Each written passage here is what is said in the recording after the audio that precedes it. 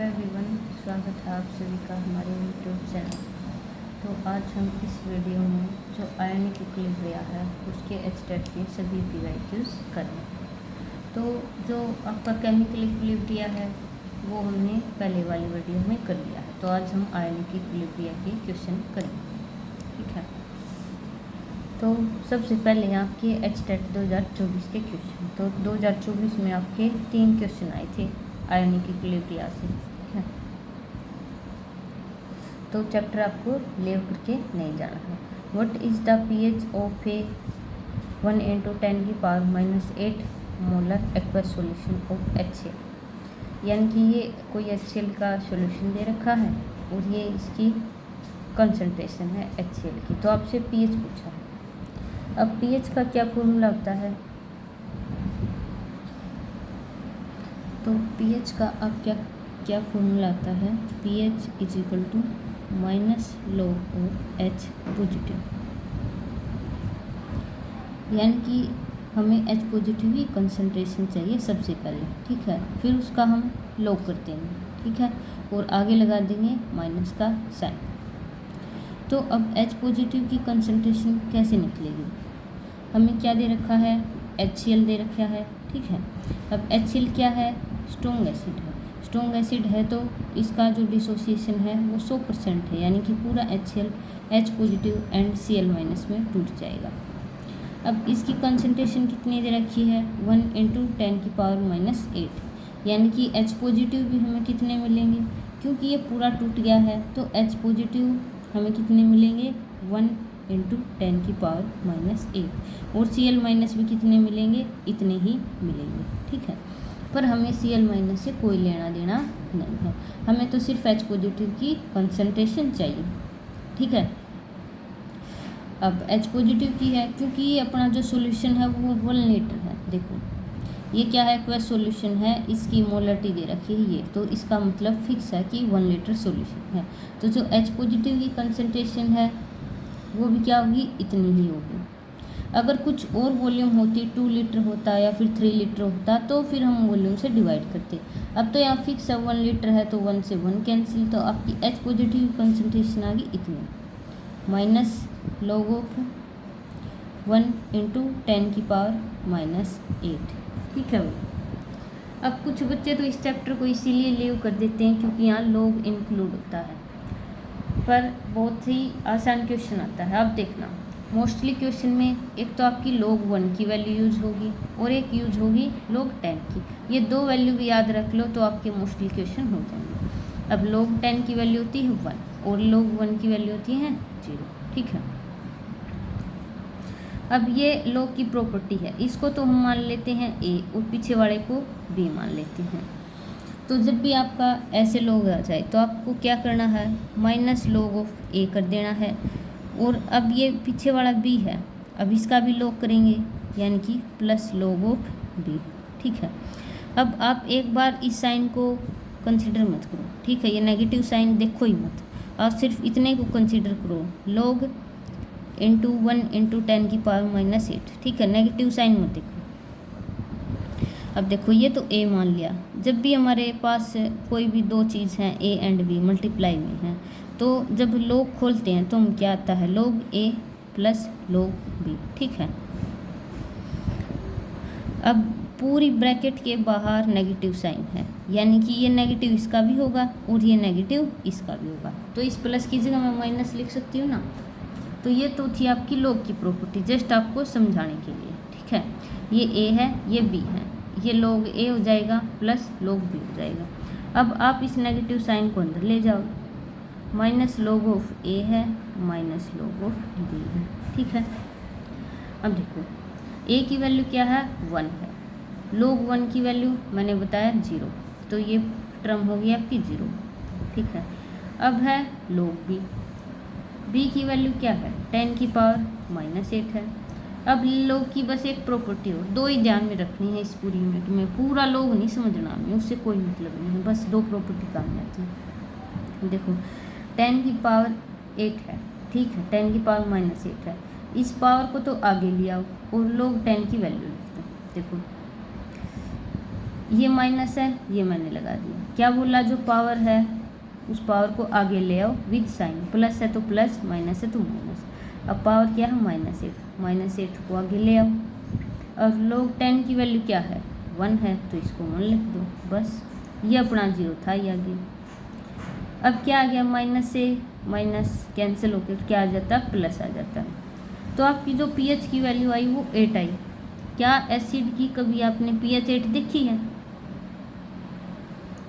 अब हमारी जो pH स्केल होता है उसमें एक तो एसिड होता है और एक न्यूट्रल होता है और एक बेस होता है। जो आपका न्यूट्रल सॉल्यूशन होता है उसकी pH होती है 7 और एसिड की क्या होती है, एसिड की तो आपकी <6 होती है और बेस की क्या होती है, इसकी <6 होती है। तो देखो आपकी जो बेस की pH है वो हमेशा 7 से बड़ी आती है, यानी कि 8, 9, 10, 11, 12 ये आएंगी बेस की। न्यूट्रल है तो 7 है, एसिड है तो उसकी वैल्यू हमेशा 7 से कम रहेगी, ठीक है। और देखो ये HCl सॉल्यूशन दे रखा था, इसकी तो pH 8 निकल के आ गई, यानी कि क्वेश्चन तो हमारा गलत है, कुछ तो गड़बड़ है इसमें। अब गड़बड़ क्या है, गड़बड़ ये है, देखो ये है बहुत ही डाइल्यूट सॉल्यूशन। देखो 10 की पावर -8 कितनी छोटी वैल्यू है, यानी कि हमने 1 लीटर वाटर ले रखा है और उसमें बहुत ही स्मॉल अमाउंट में HCl डिजोल्व कर रखा है, यानी कि HCl की अमाउंट बहुत कम है। तो भाई इस तरह से तो हमारा ये क्वेश्चन नहीं निकलेगा। दूसरा मेथड क्या लगेगा, अब देखो अब वाटर भी क्या है, देखो 1 लीटर वाटर है और उसमें थोड़ा है HCl ऐड कर रखा है। अब वाटर भी हमारा क्या है, वीक इलेक्ट्रोलाइट है, ये भी तो डिसोसिएट होता है, किस में होता है, H positive and OH minus में, ठीक है। अब जब H2O डिसोसिएट करता है तो इससे जो H पॉजिटिव आते हैं वो कितने आते हैं, 10 की पावर -7 आते हैं और 10 की पावर -7 ही हमारे पास OH आते हैं, ठीक है। तो अब क्योंकि ये जो HCl का सॉल्यूशन है ये बहुत ही डाइल्यूट है, तो हमें H पॉजिटिव सिर्फ ये कंसीडर नहीं करने हैं, HCl वाले भी कंसीडर होंगे और जो H2O है, H2O भी डिसोसिएट होता है कुछ हद तक, थोड़ा ही हो पर होता है। ये वैल्यू भी कम है और ये वैल्यू भी कम है। अब हमें दोनों H पॉजिटिव की वैल्यू लेनी पड़ेगी, तो जो टोटल कंसंट्रेशन आएगी, तो देखो इसको तो कर देती हूँ इरेज।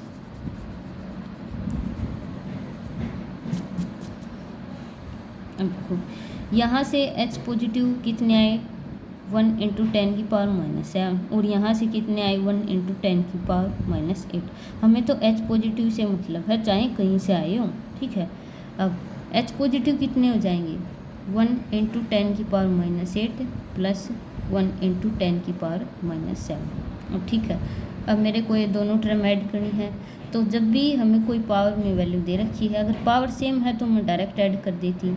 अब क्या है, या तो मैं इसको 10 की पावर -8 बना दूं या इसको 10 की पावर -7 बना दूं, तो मैं इसको 10 की पावर -7 बना देती हूँ। इसको मैं क्या लिख सकती हूँ, 1/10 × 10 की पावर -7, ठीक है। और ये है अपना 1 × 10 की पावर -7। अब 1/10 क्या है, 0.1 है, इंटू 10 की पावर -7 है, प्लस 1 × 10 की पावर -7। अब देखो यहाँ भी पावर 10 की पावर -7 है, यहाँ भी पावर सेम है। अब मैं ऐड कर सकती हूँ, यहाँ कोफिशिएंट क्या है, 1 है, यहाँ 0.1 है, दोनों का ऐड करो तो ये आ गई अपने पास H पॉजिटिव की कंसंट्रेशन, ठीक है भाई, हमें तो इससे मतलब था। अब हमारा क्वेश्चन निकल जाएगा। अब मैं इसको तो कर रही हूँ भाई, आप इरेज, आप साथ साथ में नोट करते जाना, ठीक है। नहीं बस मैं इसको इरेज कर देती हूँ, चलो ये आप याद रख लो, एक बार कॉपी में नोट कर लेना। कितना आया H पॉजिटिव, हमारा आया टोटल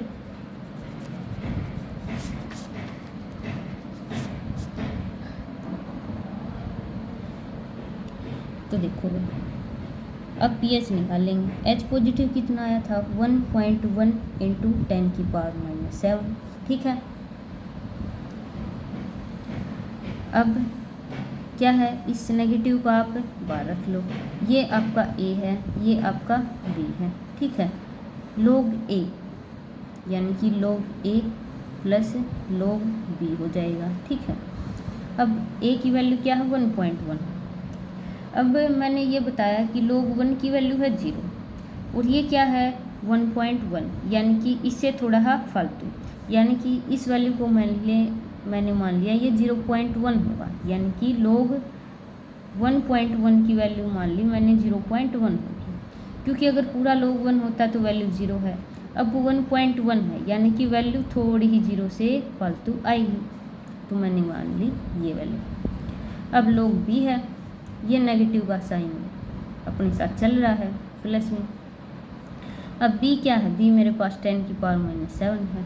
अब मैंने बताया जो भी पावर है विद साइन उसको तो ले आओ आगे -7, ठीक है।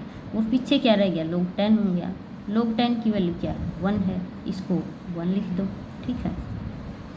अब ये नेगेटिव साइन है 0.1 है, ठीक है, और ये -7 आ गया। नेगेटिव को अंदर ले जाओ, -0.1 है, माइनस माइनस कैंसिल होके प्लस हो जाएगा। वैल्यू कितनी आई, वैल्यू आई अपने पास 6.9।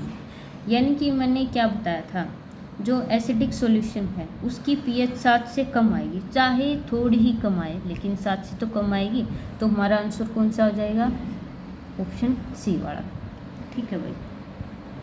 अब देखो क्या बात है, अब ये H2O से जो H पॉजिटिव आएगी वो हमें कब कब कंसीडर करनी है, जब हमारे पास डाइल्यूट सॉल्यूशन होगा, यानी कि या तो हमारे पास 1 × 10 की पावर -7 दे रखा हो, ठीक है, या तो 7 है या 8 है, या फिर 10 की पावर -9 दे दे, या फिर 10 की पावर -10 दे दे। यानी कि जब भी हमारे पास चाहे कोई और एसिड हो, चाहे HCl है चाहे H2SO4 है, ठीक है, अगर हमारे पास कंसनट्रेशन 10 की पावर -7 में है, 10 की पावर -8 में है, 9 में है या फिर 10 में है, तो हमें H2O से जो H पॉजिटिव आएंगे वो भी कंसीडर करने होंगे।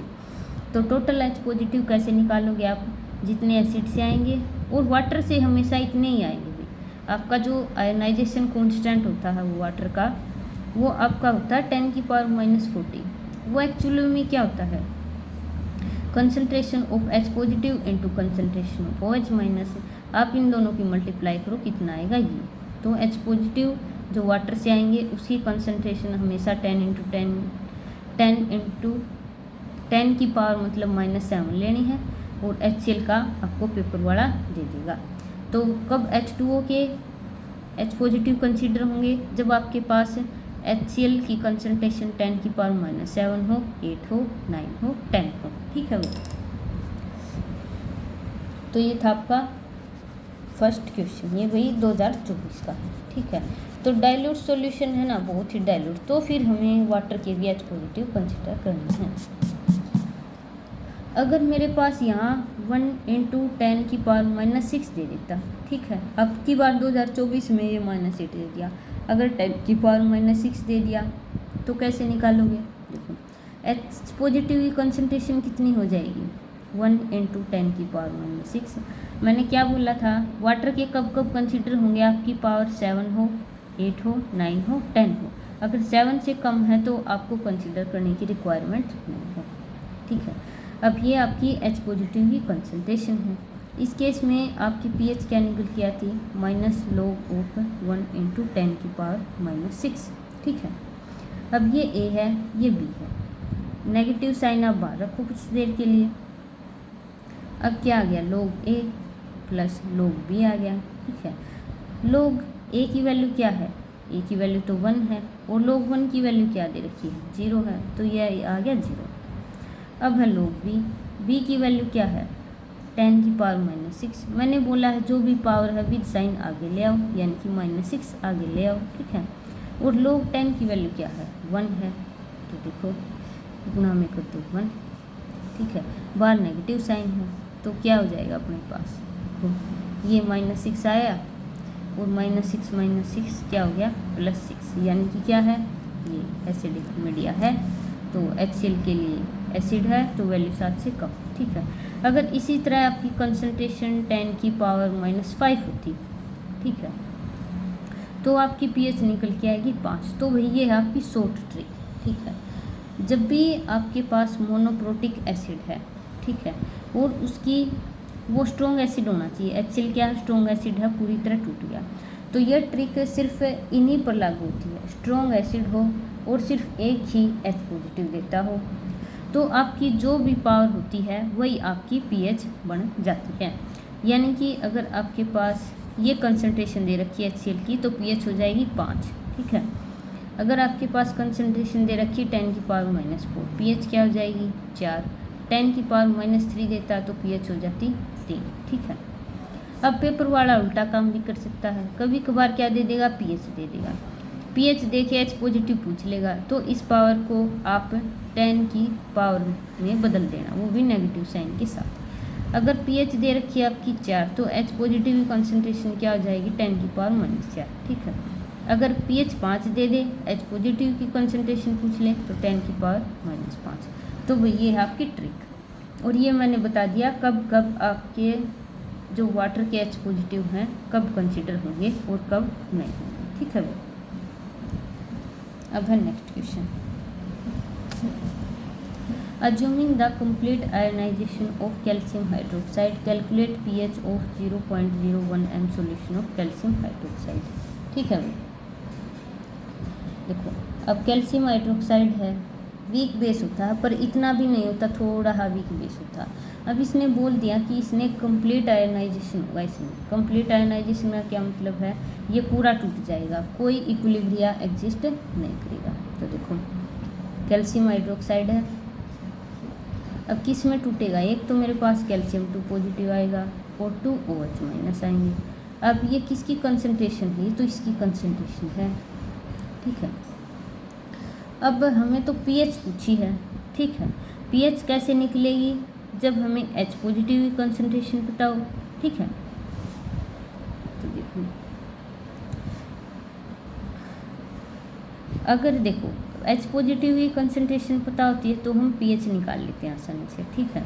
अगर मेरे को OH- की कंसंट्रेशन पता चल जाए तो मैं निकाल लेती हूँ POH, और अपने पास एक रिलेशन होता है, अगर इन दोनों को जोड़ दूँ pH + POH, हमारे पास क्या होता है 14 होता है, ठीक है।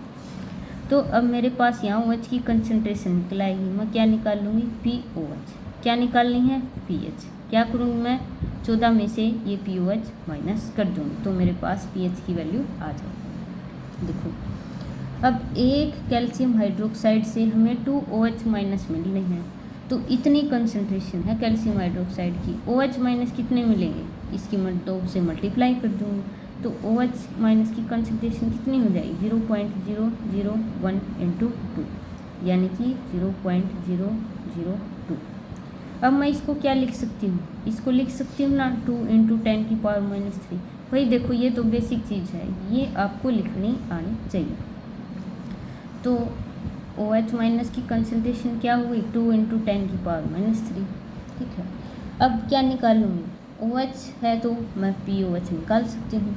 अब POH आपका कैसे निकलेगा, माइनस log OH-, ठीक है, माइनस को बाहर निकाल लो, ठीक है। अब आप इसमें ये log हो गया 2 × 10⁻³ है, ठीक है। ये मेरे पास A है, ये मेरे पास B है, ठीक है।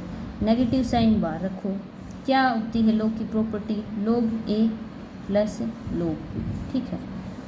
अब देखो अब A की वैल्यू क्या है log 2, log 2 की वैल्यू होती है भाई 0.3, ठीक है। और log B क्या है 10⁻³ है, पीछे मैंने क्या बोला था, पावर आप एज इट इज आगे ले आओ -3, और log 10 की वैल्यू क्या रहेगी 1 रहेगी, ठीक है।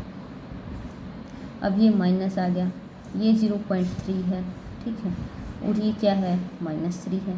जब आप इस नेगेटिव साइन को अंदर ले जाओगे तो ये तो माइनस का हो जाएगा, ये प्लस का हो जाएगा, वैल्यू कितनी आएगी आपकी 2.7 आएगी, ठीक है। वो ये आपकी किसकी वैल्यू आई है, ये आपकी POH की वैल्यू आई है, किसकी वैल्यू आई है POH की।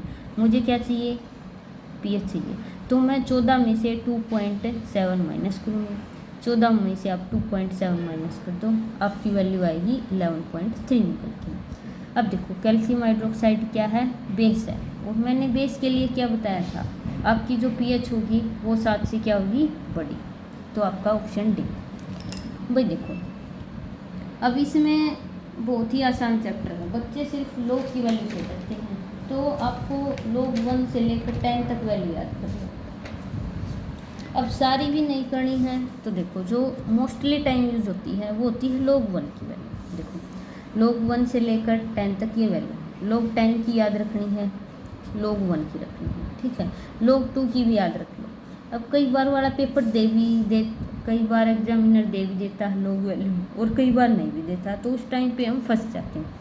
तो इससे अच्छा क्या है कि हम इनको याद कर लें। आप 2-3 बार रिवाइज करोगे आपको सारी log की वैल्यू याद हो जाएंगी। अब बहुत आसान है, देखो इसकी 0 है, इसकी 0.30 है, इसकी 0.47 है। अब देखो आप बस ये वैल्यू याद करने की जरूरत है, इनकी थोड़ी ही 2-3 बार रिवाइज करोगे तो आपको वैसे ही याद हो जाएंगे। अब ये पीछे वाले क्या है, देखो log 7 की वैल्यू मैं यूजुअली याद रखती हूँ 0.85, ठीक है। मैं ये इसको पीछे 84 याद नहीं करती, 85 याद करती हूँ। अगर इसमें आप 5 जोड़ दोगे तो क्या आ जाएगा 90 में 5 जोड़ोगे तो 95, 5 और जोड़ोगे तो 1 ही आ जाएगा। तो देखो ये वैल्यू तो कितनी आसान है याद करनी, ठीक है। ये आपको याद ही रह जाएंगे 2, बाकी ये बची 3 वैल्यू। देखो ये 3 तो क्या है 60 की रेंज में है, ये भी लगभग 0.70 है, ये 0.77 है।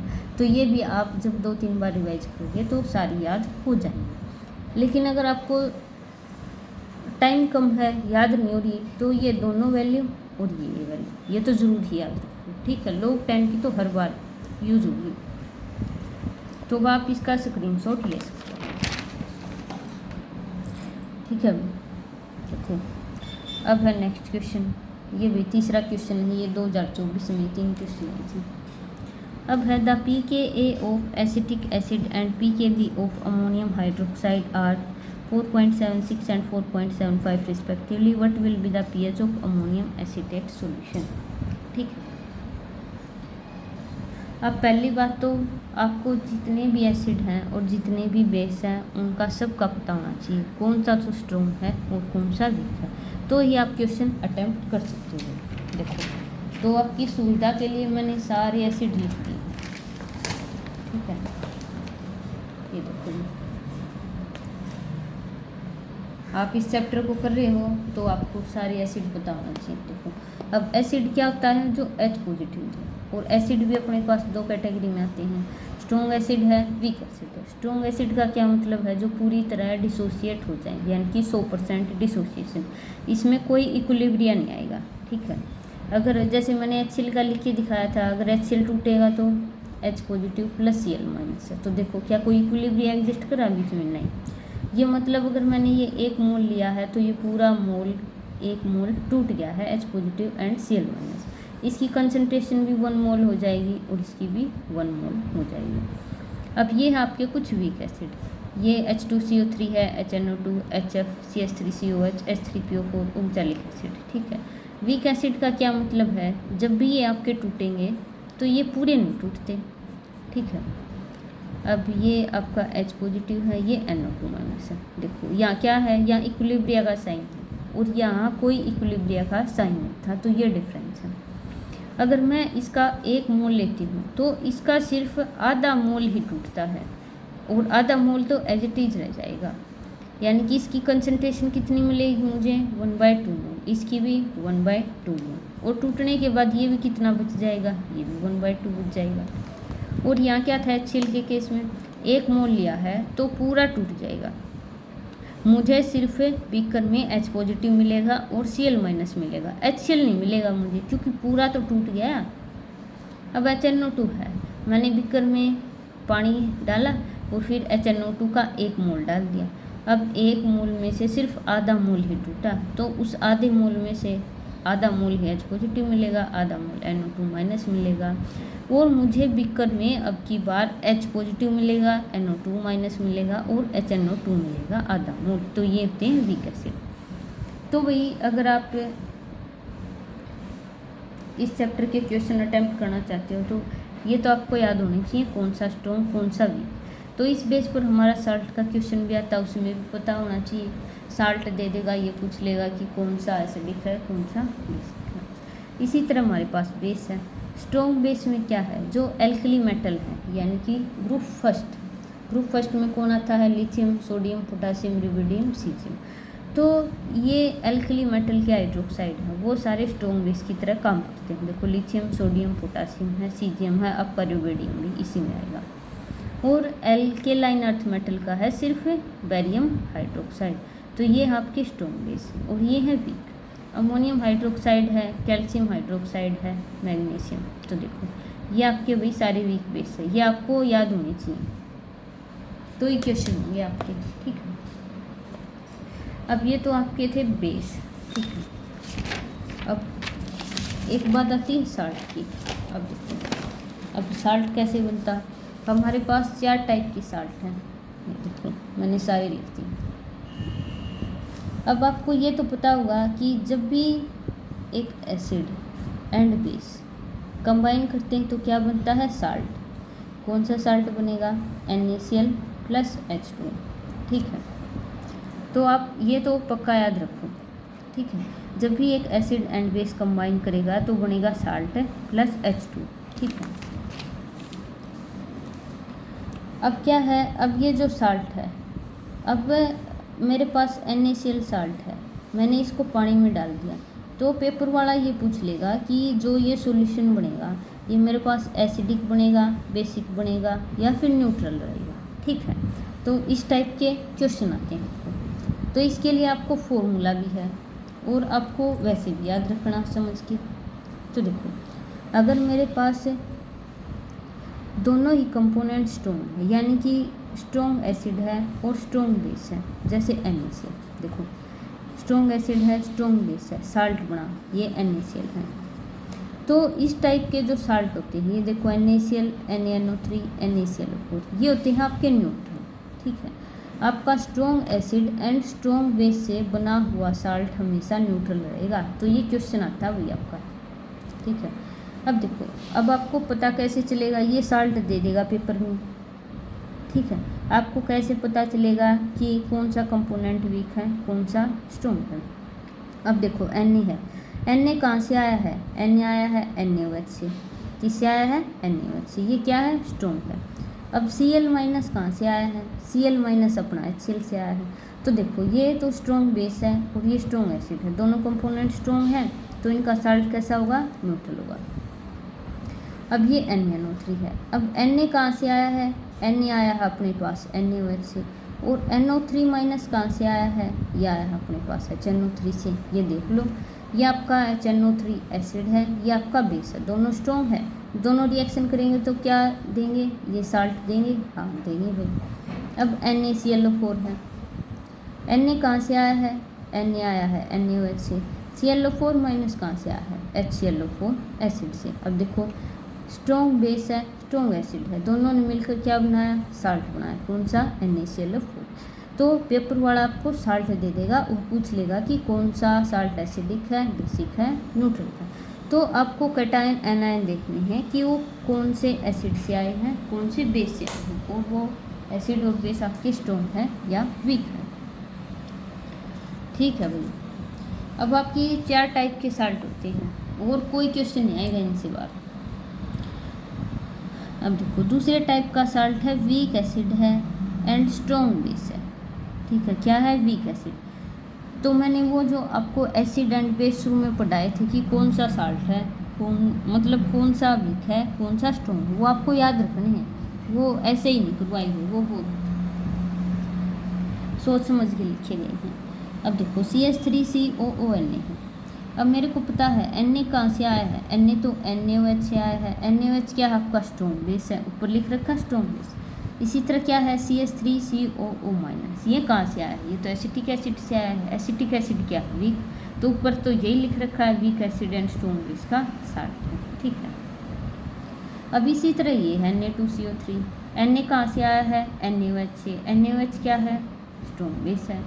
और CO3 कहाँ से आया है, H2CO3 से, यानी कि कार्बोनिक एसिड से, और कार्बोनिक एसिड क्या है, वीक एसिड है। तो आपका ये साल्ट, ये सारे ही weak acid plus strong base के साल्ट हैं। अब तो ये साल्ट कैसे होंगे, एसिडिक, बेसिक या न्यूट्रल। आपका जो भी स्ट्रॉन्ग कंपोनेंट होगा आपका साल्ट उसी नेचर का होगा। ये है आपकी ट्रिक, आपको सोचना ही नहीं है, ठीक है। आप बस एक बार ये देख लेना कि इनमें से स्ट्रॉन्ग कंपोनेंट कौन सा है। अगर बेस स्ट्रॉन्ग है तो आपका जो साल्ट होगा वो कैसा होगा, बेसिक। ठीक है, अब ये है थर्ड कैटेगरी। देखो अब यहाँ क्या है, स्ट्रॉन्ग एसिड है, वीक बेस है। अब देखो अमोनियम क्लोराइड है। ठीक है, अब Cl कहाँ से आया है, HCl से आया है, यानी कि स्ट्रॉन्ग एसिड है वहीं पर। NH4 कहाँ से आया है, अमोनियम हाइड्रोक्साइड से। अमोनियम हाइड्रोक्साइड क्या है, आपका वीक बेस है। तो अब देखो यहाँ कौन सा कंपोनेंट स्ट्रॉन्ग है, यहाँ एसिड स्ट्रॉन्ग है, तो ये आपके जितने भी साल्ट हैं ये आपके क्या होंगे, एसिडिक होंगे। अब एक केस है दोनों ही वीक हैं, देखो वीक एसिड वीक बेस। अब देखो CH3COO- क्या है, वीक एसिड से आया है।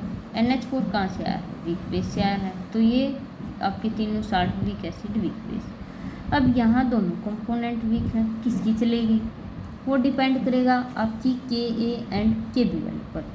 अगर ये क्या होता है, एसिड डिसोसिएशन कांस्टेंट, अगर इसकी वैल्यू ज़्यादा है तो आपका एसिडिक हो जाएगा, अगर इसकी वैल्यू ज़्यादा है तो आपका साल्ट बेसिक हो जाएगा। तो देखो कई बार तो आपसे कंसेप्चुअल क्वेश्चन पूछ लेगा, साल्ट दे देगा और फिर आपसे उसका नेचर पूछ लेगा। ठीक है, डायरेक्ट ये दिया नेचर पूछ लिया, तो आपको कंपोनेंट देख लेना कौन सा स्ट्रॉन्ग है। अब कई बार क्या है, साल्ट देकर pH निकलवा लेगा। ठीक है, आपको देखो अब pH के फॉर्मूले सिर्फ ये 3 कैटेगरी के लिए, इसके लिए है, इसके लिए है, इसके लिए। ठीक है, तो देखो अब क्या है, जो न्यूट्रल साल्ट होगा अपना, देखो ये स्ट्रॉन्ग एसिड स्ट्रॉन्ग बेस का जो साल्ट होगा वो न्यूट्रल होगा, उसकी pH आएगी 7। तो यहाँ से क्वेश्चन नहीं आएगा। अब क्वेश्चन आएगा आपका इन तीनों साल्ट से। ठीक है, ये आपका pH का फॉर्मूला होता है भाई। देखो इसका भी मैं याद करने की ट्रिक बताऊँगी। अब देखो मेरे को ये साल्ट दे देगा सोडियम एसिटेट। ठीक है, इसकी कंसंट्रेशन देगा। ठीक है, अब ये Ka किसके लिए डिसाइड होता है, देखो अपने पास एक तो Ka होता है, ये होता है एसिड डिसोसिएशन कांस्टेंट, यानी कि वीक एसिड पूरा तो डिसोसिएट होता नहीं। इसी तरह बेस होता है, जो वीक बेस है वो भी पूरा डिसोसिएट नहीं होता। तो ये Ka एंड Kb वैल्यू आपके वीक कंपोनेंट के लिए आती है, यानी कि अगर वीक एसिड है तो उसके लिए पेपर वाला Ka की वैल्यू देगा, बेस है तो उसके लिए Kb की वैल्यू देगा। ठीक है, अब मेरे पास सोडियम एसिटेट दे दिया भाई, इसकी कंसंट्रेशन दे देगा। और इसमें वीक कंपोनेंट कौन सा है, वीक कंपोनेंट तो एसिड है, तो एसिड की Ka की वैल्यू देगा या फिर pKa की दे देगा। ठीक है, तो फिर ये pH पूछ लेगा।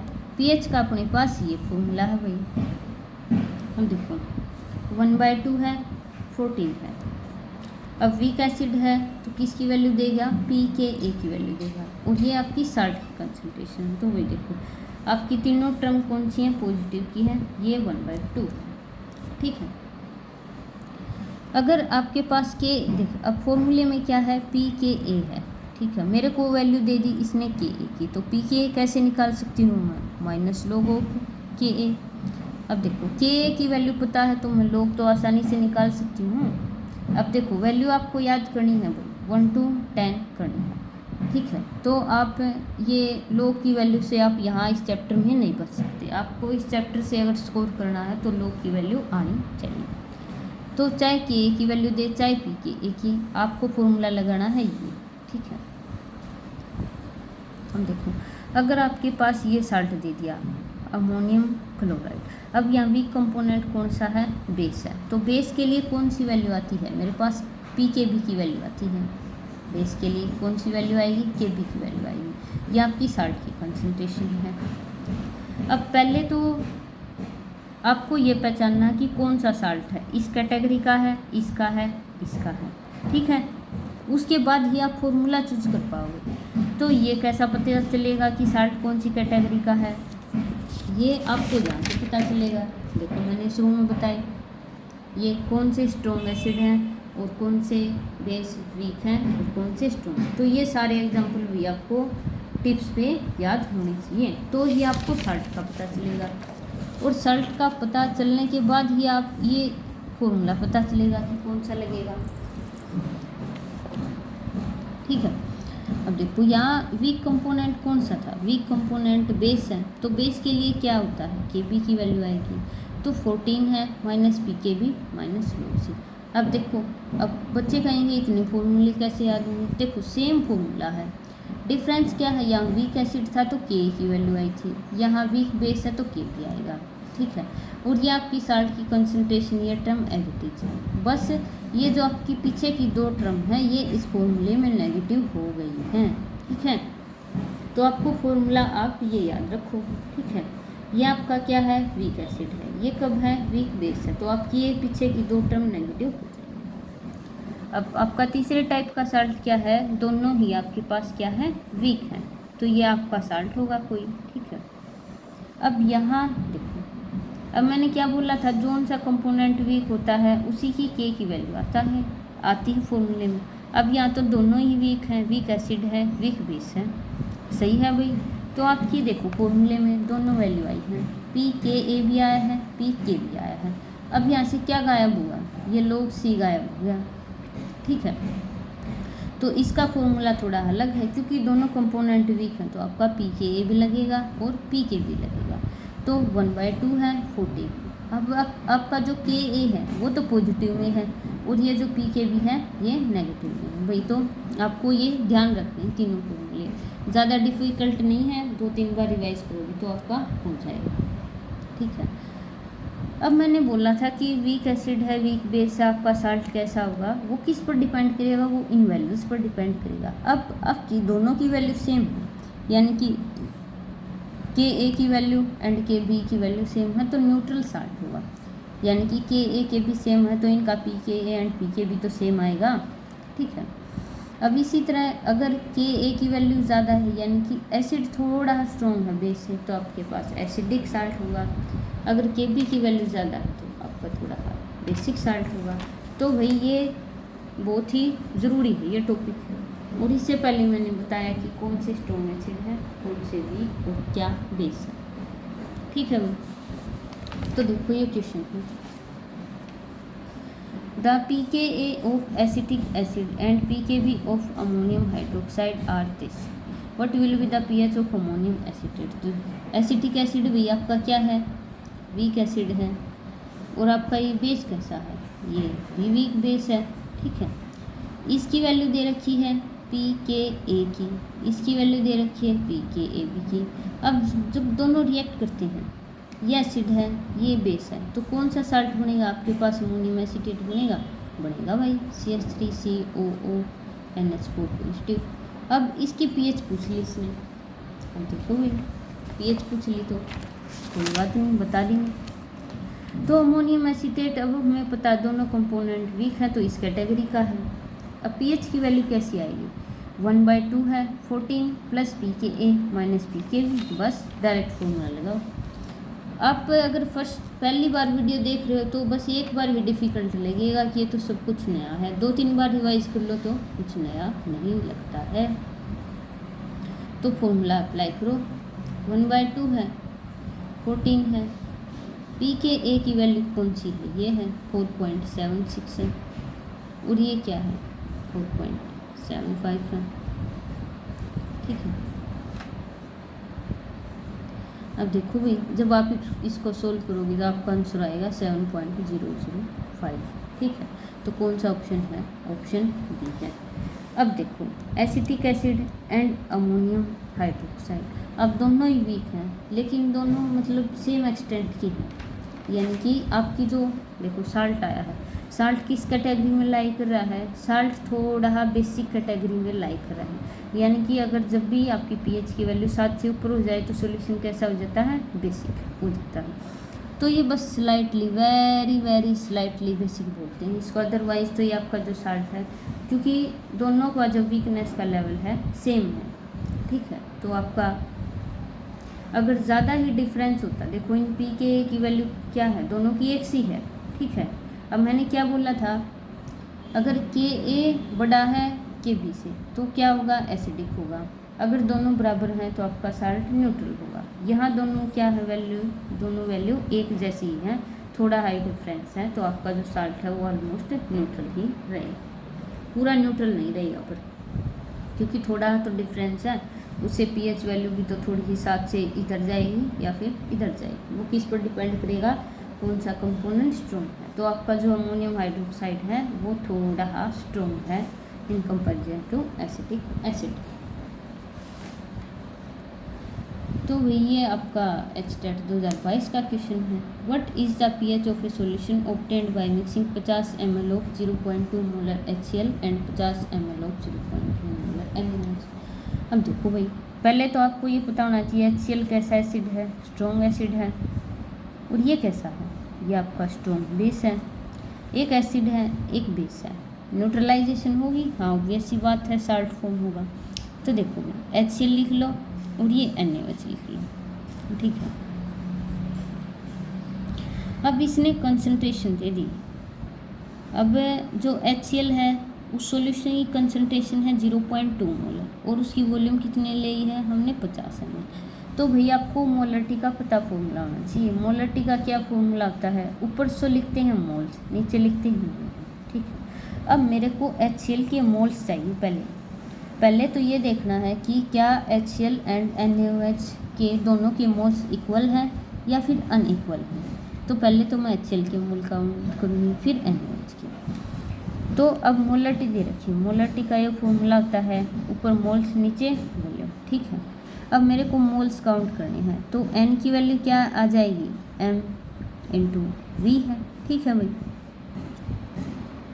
अगर मैं ये वॉल्यूम ml में लेती हूँ, ठीक है, तो मेरे को मेरे आएंगे मिली मोल्स, ठीक है। ये आप ध्यान रखो भाई, यूनिट कन्वर्जन बहुत ही ज़रूरी है फिजिकल केमिस्ट्री में, ठीक है। अगर मैं वॉल्यूम ml में लेती हूँ तो मेरे पास आते हैं मिली मोल्स, ठीक है। अगर मैं वॉल्यूम लीटर में लेती हूँ तो मेरे पास आएंगे मोल्स, ठीक है भाई। पहले तो हम मोल्स कैलकुलेट करते हैं। अब देखो HCl का क्या क्या डाटा दे रखा है, एक तो मोलरिटी की वैल्यू दे रखी है और एक इसकी वॉल्यूम दे रखी है 50 ml। अब देखो वॉल्यूम ml में है तो क्या आएंगे मिली मोल्स। अब आप इन दोनों को मल्टीप्लाई करो भाई, देखो 0.2 एंड 50 की मल्टीप्लाई करोगे आपके HCl के क्या आएंगे, मिली मोल्स आएंगे।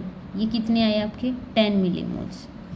इसी तरह NaOH है, NaOH की देखो मोलरिटी की वैल्यू है 0.1 × 50, इसको मल्टीप्लाई करो आपके इसके आए 5 मिली मोल्स, ठीक है।